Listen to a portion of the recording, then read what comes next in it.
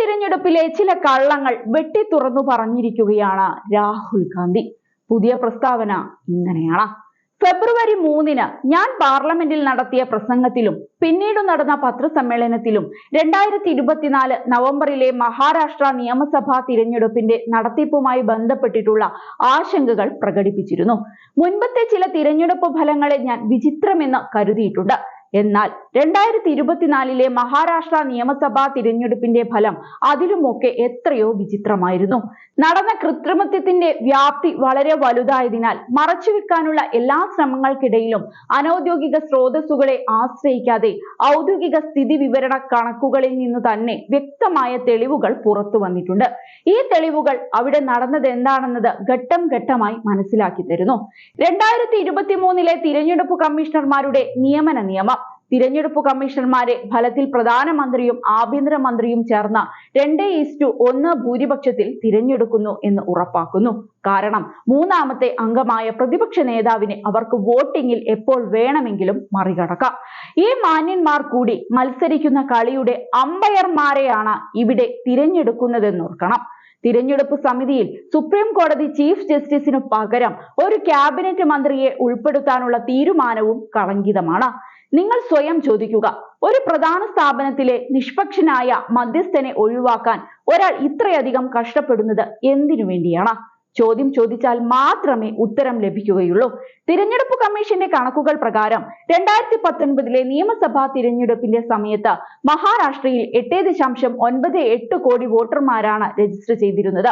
5 വർഷത്തിനു ശേഷം 2024 മെയ്യിലെ ലോക്സഭാ തിരഞ്ഞെടുപ്പിൽ ഇത് 9.29 കോടിയായി ഉയർന്നു. എന്നാൽ വെറും 5 മാസത്തിനുള്ളിൽ 2024 നവംബറിലെ നിയമസഭാ തിരഞ്ഞെടുപ്പിൽ ഈ സംഖ്യ 9.70 കോടിയായി കുതിച്ചുയർന്നു. 5 വർഷം കൊണ്ട് 31 ലക്ഷത്തിന്റെ വർധനവുണ്ടായിടത്ത് 5 മാസത്തിൽ 41 ലക്ഷത്തിന്റെ കുതിച്ചുചാട്ടം. സർക്കാരിന്റെ തന്നെ കണക്കുകൾ പ്രകാരം 9.54 കോടി പ്രായപൂർത്തിയായവർ മാത്രമുള്ളിടത്താണ് 9.70 കോടി വോട്ടർമാർ രജിസ്റ്റർ ചെയ്തിരിക്കുന്നത് എന്നതിനാലാണ് ഈ പ്രതിഭാസത്തിന്റെ അവിശ്വസനീയത. പോളിംഗ് സ്റ്റേഷനുകളിൽ എത്തിയവർക്കും നിരീക്ഷകർക്കും മഹാരാഷ്ട്രയിലെ വോട്ടെടുപ്പ് ദിവസം തികച്ചും സാധാരണമാണെന്നു തോന്നി. മറ്റെവിടെയും ചെയ്യുന്നത് പോലെ വോട്ടർമാർ വരിയിൽ നിന്ന് വോട്ട് രേഖപ്പെടുത്തിയ ശേഷം വീടുകളിലേക്ക് മടങ്ങി. വൈകുന്നേരം 5 മണിയോടെ പോളിംഗ് ബൂത്തുകളിൽ പ്രവേശിച്ച വോട്ടർമാരെ വോട്ട് രേഖപ്പെടുത്തുന്നതുവരെ അവിടെ തുടരാൻ അനുവദിച്ചു. ഏതെങ്കിലും വോട്ടെടുപ്പ് കേന്ദ്രത്തിൽ അസാധാരണമായി നീണ്ട വരികളോ തിരക്കോ ഉണ്ടായതായി റിപ്പോർട്ടുകളൊന്നും തന്നെയില്ല. എന്നാൽ തിരഞ്ഞെടുപ്പ് കമ്മീഷന്റെ കണക്കനുസരിച്ച് വോട്ടെടുപ്പ് ദിവസം ഏറെ നാടകീയമായിരുന്നു. വൈകുന്നേരം 5 മണിക്ക് പോളിംഗ് ശതമാനം 58.22 ആയിരുന്നു. വോട്ടെടുപ്പ് അവസാനിച്ചതിന് ശേഷവും പോളിംഗ് ശതമാനം കൂടിക്കൊണ്ടേയിരുന്നു. അന്തിമ പോളിംഗ് ശതമാനം അടുത്ത ദിവസം രാവിലെ മാത്രമാണ് റിപ്പോർട്ട് ചെയ്തത്. അത് 66.05%. അത്ഭുതപൂർവമായ ഈ 7.83% വർധനവ് 76 ലക്ഷം വോട്ടർമാർക്ക് തുല്യമാണ്. ഇത് മഹാരാഷ്ട്രയിലെ മുൻ നിയമസഭാ തിരഞ്ഞെടുപ്പുകളേക്കാൾ വളരെ കൂടുതലാണ്. അസ്വാഭാവികതകൾ ഇവിടെയും തീരുന്നില്ല. മഹാരാഷ്ട്രയിൽ ഏകദേശം 1 ലക്ഷം പോളിംഗ് ബൂത്തുകളുണ്ട്. എന്നാൽ കഴിഞ്ഞ ലോക്സഭാ തിരഞ്ഞെടുപ്പിൽ BJP മോശം പ്രകടനം കാഴ്ചവെച്ച 85 മണ്ഡലങ്ങളിലെ ഏകദേശം 12,000 ബൂത്തുകളിൽ മാത്രമാണ് അധികമായി ചേർന്ന വോട്ടർമാരിൽ ഭൂരിഭാഗവും വോട്ട് ചെയ്തത്. അതായത് വൈകുന്നേരം 5 മണിക്ക് ശേഷം ഓരോ ബൂത്തിലും ശരാശരി 600-ലധികം വോട്ടർമാരെത്തി. ഓരോ വോട്ടർമാർക്കും വോട്ട് ചെയ്യാൻ 1 മിനിറ്റ് കണക്കാക്കിയാൽ പോലും വോട്ടെടുപ്പ് 10 മണിക്കൂർ നീട്ടേണ്ടി വരും. ഇത് സംഭവിക്കാത്തത് കൊണ്ട് തന്നെ ഈ അധിക വോട്ടുകൾ എങ്ങനെയാണ് രേഖപ്പെടുത്തിയതെന്ന ചോദ്യം ഉയരുന്നുണ്ട്. ഈ 85 സീറ്റുകളിൽ ഭൂരിഭാഗവും NDA നേടിയതിൽ ആശ്ചര്യപ്പെടാനില്ല. തിരഞ്ഞെടുപ്പ് കമ്മീഷൻ വോട്ടർമാരുടെ എണ്ണത്തിലുണ്ടായ കുത്തനെയുള്ള വർധനവിനെ യുവാക്കളുടെ പങ്കാളിത്തത്തിലെ സ്വാഗതാർഹമായ പ്രവണത എന്നാണ് വിശേഷിപ്പിച്ചത്. എന്നാൽ ഈ സ്വാഗതാർഹമായ പ്രവണത 12,000 ബൂത്തുകളിൽ മാത്രമായി ഒതുങ്ങി. ബാക്കിയുള്ള 88,000 ബൂത്തുകളിൽ ഇത് കണ്ടില്ല. മണ്ഡലങ്ങളിലൊന്നായ കാംതിയെ ഇവിടെ ഒരു കേസ് സ്റ്റഡിയായി ഉപയോഗിക്കാം. 2024 ലോക്സഭാ തിരഞ്ഞെടുപ്പിൽ ഇന്ത്യൻ നാഷണൽ കോൺഗ്രസിന് കാംതിയിൽ 1.36 ലക്ഷം വോട്ട് ലഭിച്ചപ്പോൾ BJPക്ക് 1.19 ലക്ഷം വോട്ടാണ് ലഭിച്ചത്. 2024 നിയമസഭാ തിരഞ്ഞെടുപ്പിൽ INCക്ക് 1.34 ലക്ഷം വോട്ട് ലഭിച്ചു. ഇത് മുൻ പ്രകടനത്തിന് ഏതാണ്ട് സമാനമായ സംഖ്യയാണ്. എന്നാൽ 56,000 വോട്ടുകൾ അധികം നേടിയ BJPയുടെ വോട്ടുകൾ 1.75 ലക്ഷമായി ഉയർന്നു. 2 തിരഞ്ഞെടുപ്പുകൾക്കിടയിൽ കാന്തിയിൽ പുതുതായി ചേർന്ന 35,000 വോട്ടർമാരുടെ കൂട്ടത്തിൽ നിന്നാണ് ഈ കുതിച്ചുചാട്ടം വന്നത്. ഇത് പരിശോധിച്ചാൽ ലോക്സഭാ തിരഞ്ഞെടുപ്പിൽ വോട്ട് ചെയ്യാത്ത മിക്കവാറും എല്ലാ വോട്ടർമാർക്കും പുതുതായി ചേർന്ന 35,000 വോട്ടർമാർക്കും BJPയിലേക്ക് കാന്തികമായി എന്തോ ആകർഷണം സംഭവിച്ചതായി കാണാം. ആ കാന്തത്തിന്റെ താമര രൂപം തിരിച്ചറിയാൻ പ്രയാസമില്ല.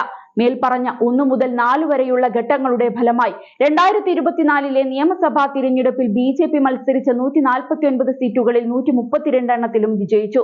BJPക്ക് മുൻപ് ലഭിച്ചിട്ടുള്ള എല്ലാ വിജയ ശതമാനങ്ങളെക്കാളും കൂടുതലായിരുന്നു ഇവിടുത്തെ 89% വിജയം. വെറും 5 മാസം മുൻപ് നടന്ന ലോക്സഭാ തിരഞ്ഞെടുപ്പിൽ BJPയുടെ വിജയ ശതമാനം 32% മാത്രമായിരുന്നു. പ്രതിപക്ഷത്തിന്റെ എല്ലാ ചോദ്യങ്ങളോടും തിരഞ്ഞെടുപ്പ് കമ്മീഷൻ മൗനം പാലിക്കുകയോ ചിലപ്പോൾ അക്രമാസക്തമായി പ്രതികരിക്കുകയോ ചെയ്തു.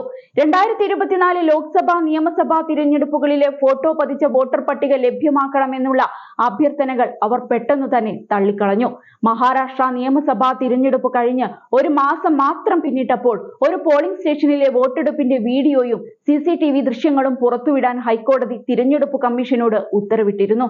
ഇതിനു പിന്നാലെ കേന്ദ്ര സർക്കാർ തിരഞ്ഞെടുപ്പ് കമ്മീഷനുമായി കൂടിയാലോചിച്ച് 1961 തിരഞ്ഞെടുപ്പ് പെരുമാറ്റച്ചട്ടത്തിലെ സെക്ഷൻ 93(2)(a) ഭേദഗതി ചെയ്തു. ഇത് CCTV ദൃശ്യങ്ങളുടെയും ഇലക്ട്രോണിക് രേഖകളുടെയും ലഭ്യത പരിമിതപ്പെടുത്തി.